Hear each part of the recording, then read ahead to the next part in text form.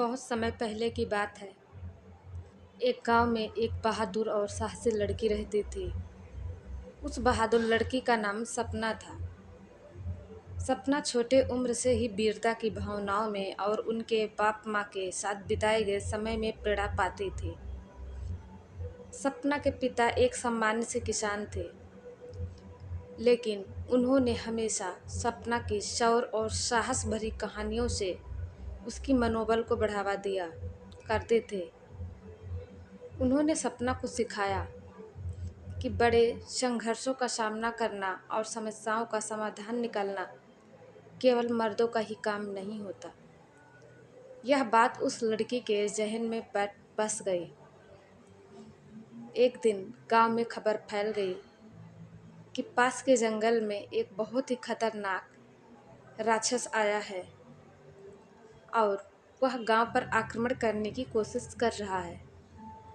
गांव के सभी लोग बहुत घबराए एवं डरे हुए थे और सबको उस राक्षस से डर लग रहा था।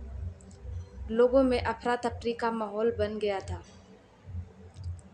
सभी लोग चीखते चिल्लाते घरों में छिपकर उस राक्षस से रक्षा की बात कर रहे थे, लेकिन कोई भी उस खतरनाक राक्षस का सामना नहीं करने को तैयार था। सपना ने भी इस स्थिति को देखकर बहुत दुखी हुई। उसने यह तय किया कि अब वो पूरे गांव की सुरक्षा खुद करेगी। वह तुरंत अपने पिता से मिलने पहुंची और उनसे उस राक्षस के खिलाफ लड़ने की इच्छा और संकल्प व्यक्त की।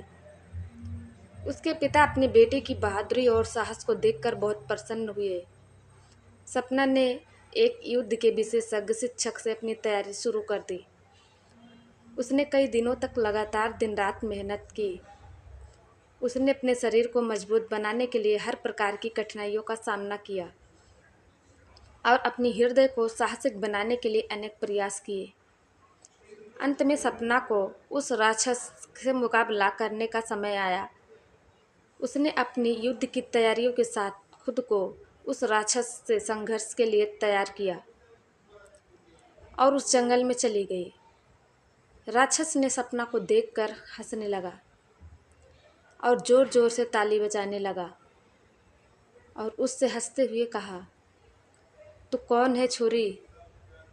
मैंने कई लोगों को डराया है, लेकिन एक लड़की को पहली बार देख रहा हूँ जो मेरे सामने खड़ी हो रही है।" सपना ने अपने साहस और दृढ़ संकल्प के साथ उस राक्षस के सामने खड़ी होते हुए कहा, "मैं तेरी दुर्बलता और दुष्कर्मों का अंत करने आई हूँ। मैं तुझे यहाँ से अपने साहस और वीरता से हराऊंगी।" राक्षस की यह बातें सुनकर सपना का मन नहीं भरा। वह जानती थी कि यह संघर्ष सिर्फ शारीरिक बल पर नहीं, बल्कि साहस और सामर्थ्य में भी है। सपना ने राक्षस के सामने उसके सभी बुरे कर्मों को गिनाया और उससे मानवता के लिए काम करने की अपील की। वह राक्षस को यह समझाने की कोशिश कर रही थी कि उसकी शक्तियों का उपयोग उन्हें उनके बुरे कर्मों के बजाय मानव की सुरक्षा के लिए करना चाहिए। राक्षस ने सपना की बातों को सुनकर सोचने लगा और उसके दिल में कुछ बदलने लगा। उसने सपना से कहा, "तूने मुझे समझाया कि शक्तियों का सही उपयोग करना जरूरी है। मैं यहाँ से जा रहा हूँ, लेकिन मैं तेरे बातों का पालन करूँगा।" राक्षस ने गांव के लोगों के साथ समझौता किया और उनसे माफ़ी मांगी। उसने उनके साथ एक समझौता किया कि वह अब उनकी सुरक्षा करेगा और किसी भी तरह से किसी का नुकसान नहीं करेगा। सपना ने अपनी बहादुरी और साहस से न केवल अपने गांव को सुरक्षित किया, बल्कि उसने एक बदलाव की प्रेरणा सभी को दी, खास करके उस गांव के लड़कियों को। उसने सिखाया कि छोटी सी लड़की भी बड़े संघर्षों का सामना कर सकती है और अपने दृढ़ संकल्प और मनोबल से जीत सकती है। तो दोस्तों, बहादुरी की कहानी हमें यह सिखाती है कि शांति, समृद्धि और समर्पण के साथ हम किसी भी मुश्किल से सामना करके उससे छुटकारा पा सकते हैं।